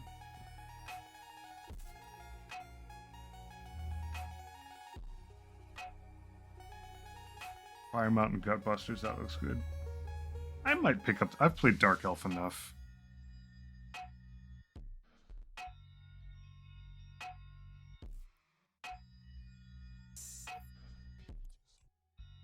Necromantic Horror, not bad.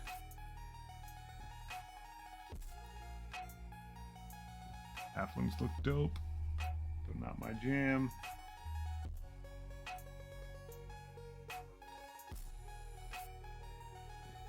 I mean, I wonder with the recent influx of, maybe my backup would be Lizards, yeah. With the influx of popularity of, like, Warhammer, if Blood Bowl starts getting any more traction. Because, I mean, you and I are both talking about, maybe I would. I have no idea how long a game of Blood Bowl takes with dice.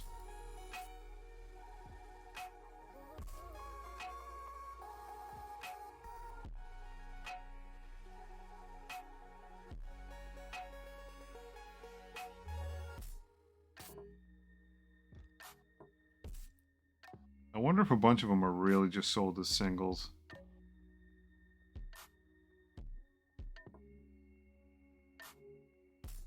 I do need to own some Blood Bowl dice. That is correct. I mean, the dice are kind of a given. There's some of the, I don't know, I have a very special place in my heart for those dice.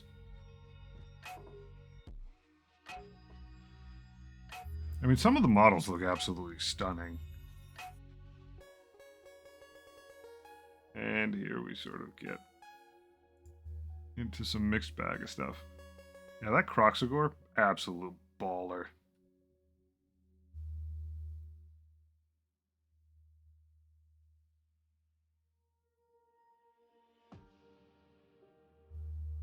The Ogre Team Booster, I have seen someone painting this model right here. Having an absolute blast with it.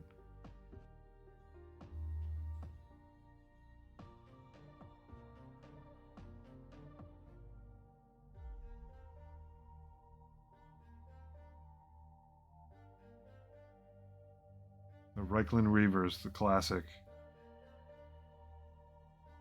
Yeah,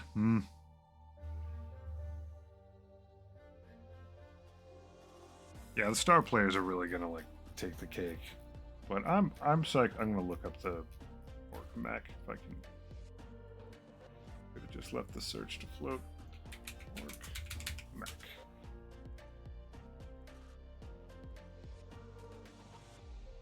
Thanks, website.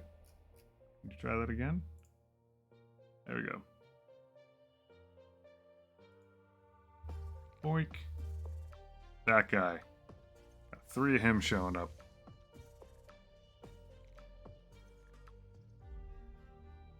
Just a very, very cool model with lots of very cool stuff that I can paint chrome.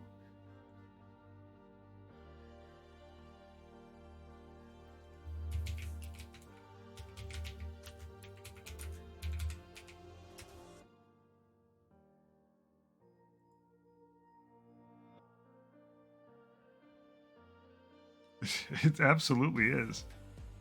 So the thing is, like, he's still shooting on a 5-up, which is trash, and it's just like, it's blast and it's hazardous, but like, D3 attacks, strength 8, AP2, D6 damage, like, you F with that guy in close combat, you got a problem.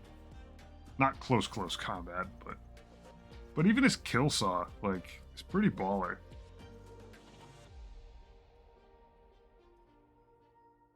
But yeah, you can just have him just. I could just leave him in a Morkanaut and then just have him pop out every once in a while, do some repairs, shoot someone. Yeah, the kill saw is baller.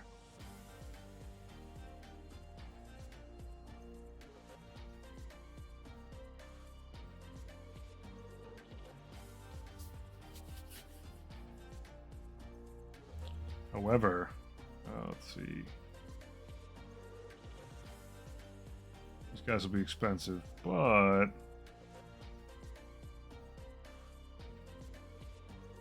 I do need at least 3 Death Shroud Terminators that can be led by Typhus, if need be.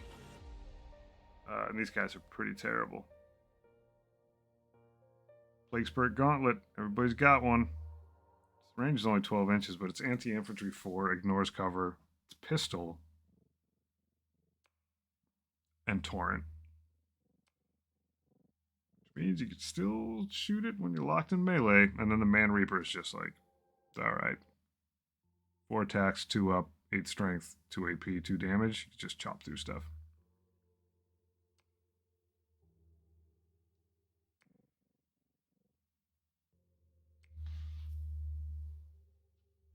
Pretty sweet. And then the Blight Lord ones are more shooty. You get more of them. It's a pretty interesting, like, crew of weapons.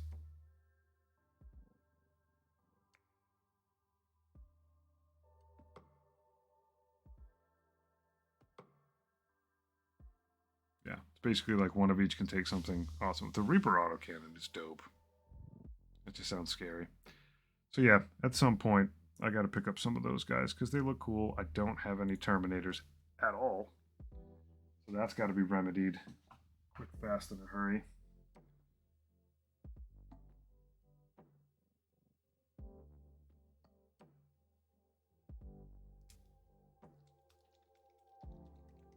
And running Typhus with some of those dudes would be pretty nice. There are other guys you can run with too. There are characters that I just don't have that I need to also consider. Because man, I do like running Typhus with those Poxwalkers.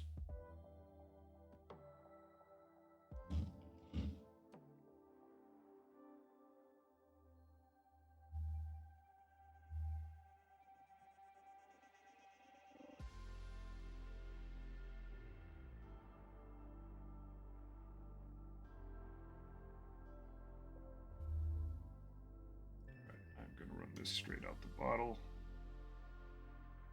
To darken it up a little bit. Lay it on kind of heavy.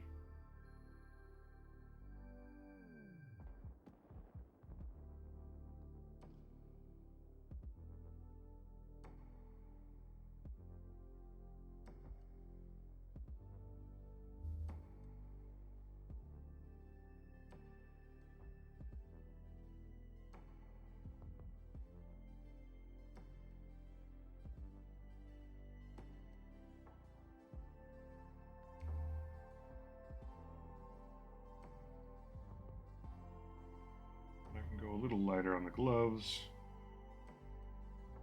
By a little lighter, I just mean, oh, it's too light. A little bit watered down, and more of that bone color comes through.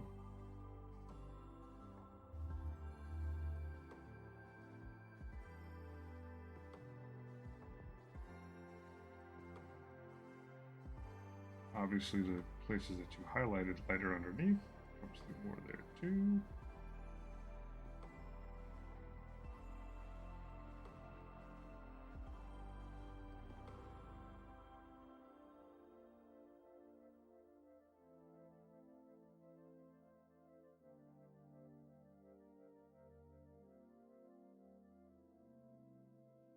Just got to be really careful when you start getting close to that skin.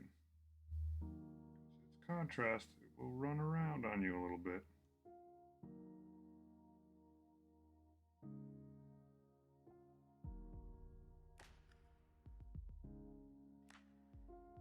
Just gonna go over this because that's going to get chromed.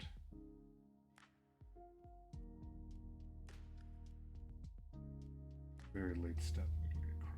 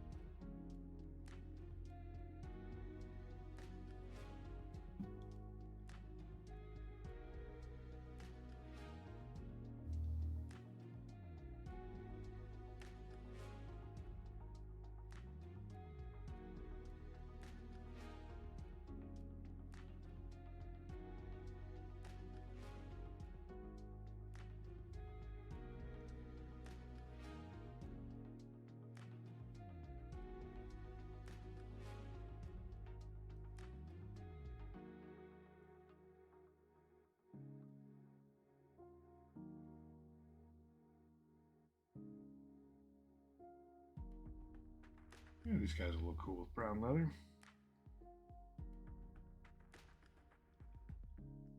Spin this guy around some more.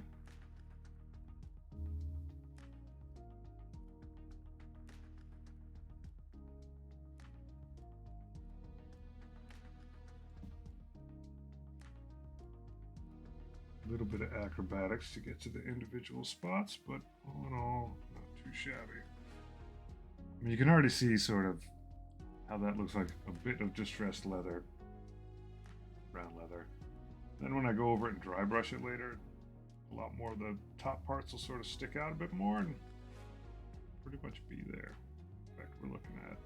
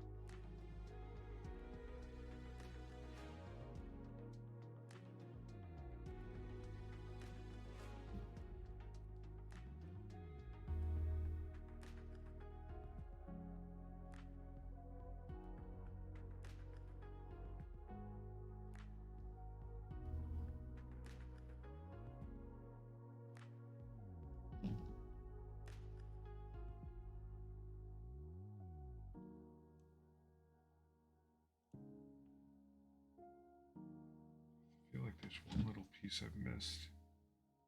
Oh, there is. A little tough to see, but I got you.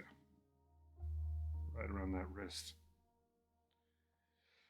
Have a good night, my friend. I think I'm probably soon behind you. Maybe by a matter of a few minutes. Thank you very much for hanging.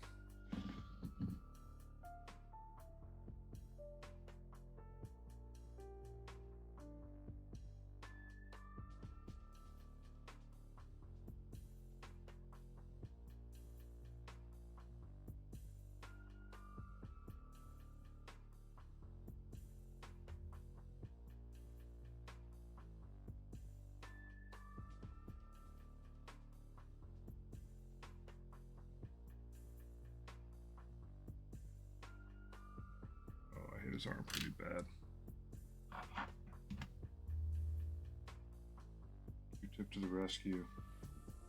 There we go.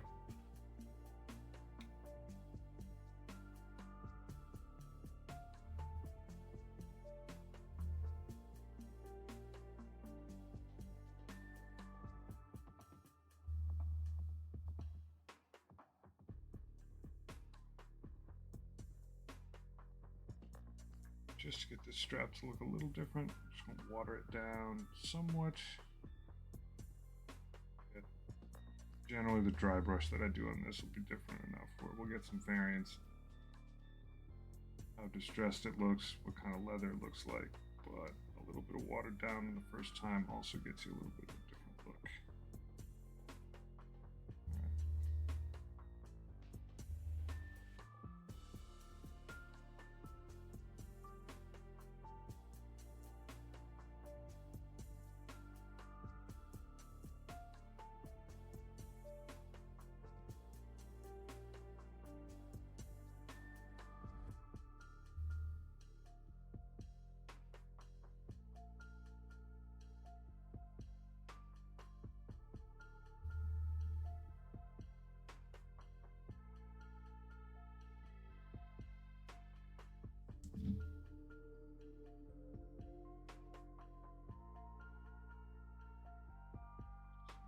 This strap he's got on his arm, which is just for flexing. A bit of watered down stuff.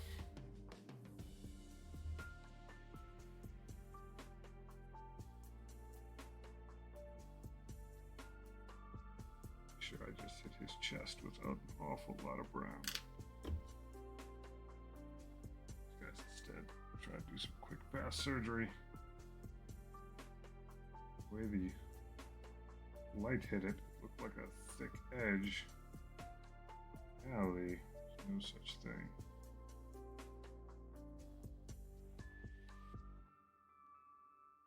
I'm gonna probably have to go back over that with some green unless this comes up. It's coming up. It just needs a little scrub-a-dub.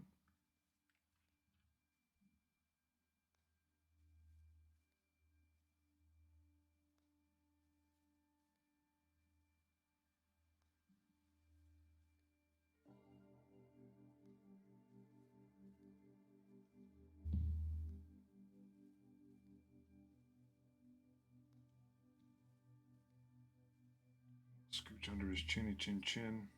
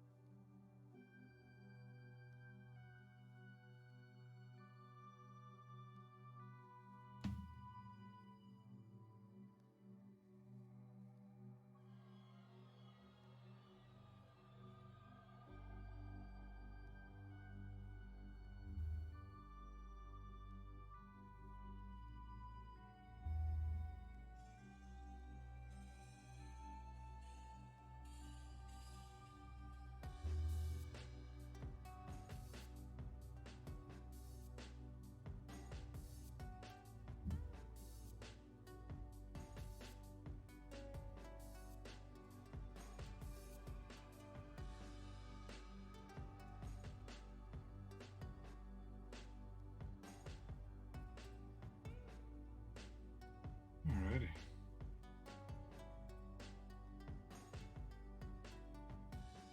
Working these boots.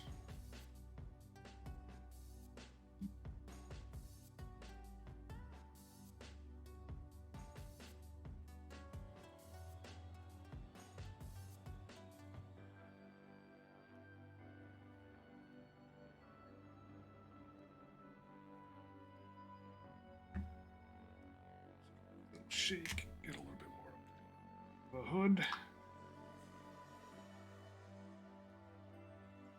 There we go.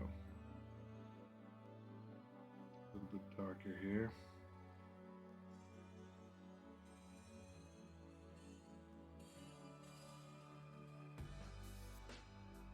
Nice brown leather.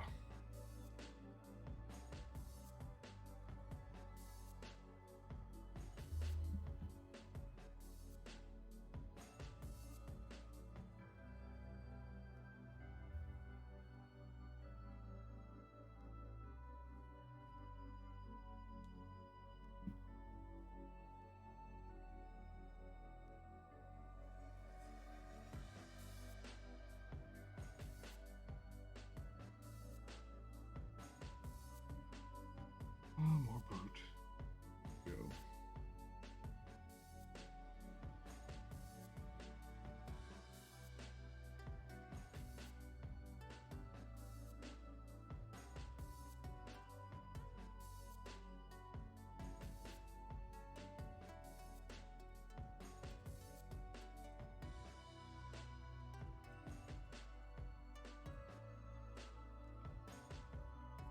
A little bit more underneath here. Get that goes up as a strap. Get his belt.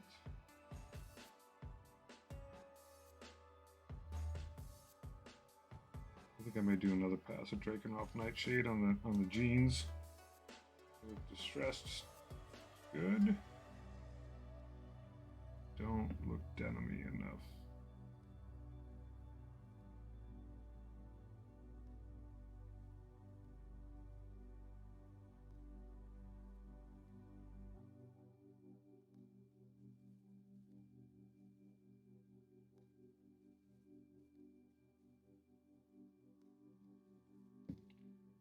Back around, get the front side.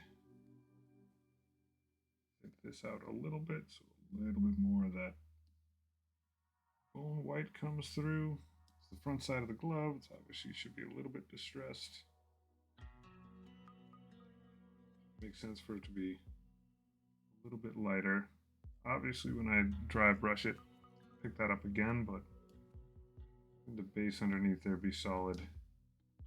Good. I didn't green up that guy's hand.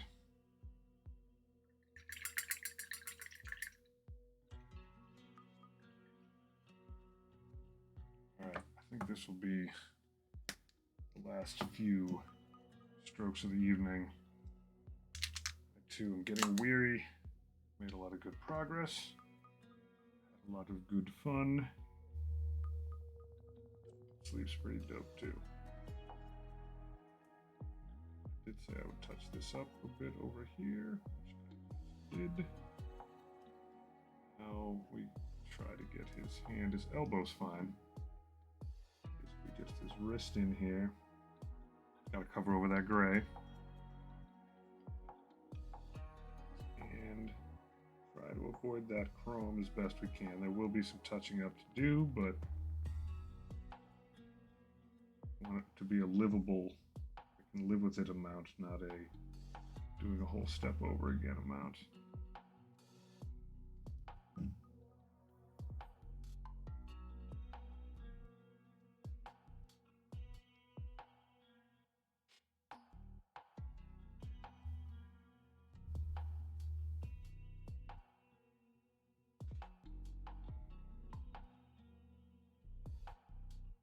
Alright, he's in relatively good starting shape. Lay him on his back, be safe that way. This guy's got to stay floating though. There we go. Alright, on that note, it has been real. Good gosh, am I tired? Do I value sleep? So, peace out. Close up my paint, of course. I'm guessing tomorrow, with a little luck, we get this thing all glued together. Should be possible. Maybe even start a little bit on base work. I want to have this bike, trike, sort of doing a slide on there. What's up, Sharp to Smoke at? I want to have this guy sliding on the base. So I got to figure out how to do that, but I think it's going to be pretty easy because I think I'll just splatter the stuff down. You can do it! And then just push some grooves through it. I may actually just take the model and push the grooves through it that way. Because then it'll get some sand on the wheels and all that stuff too. But, all my guys at this point need some drying time, and I need... Everyone's showing up at the tail end. I am just about to sign off.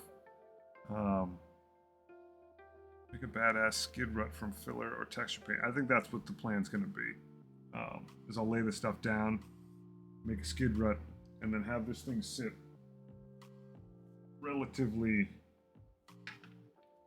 sidewise on the base, so that like you get the rut there, the rut there.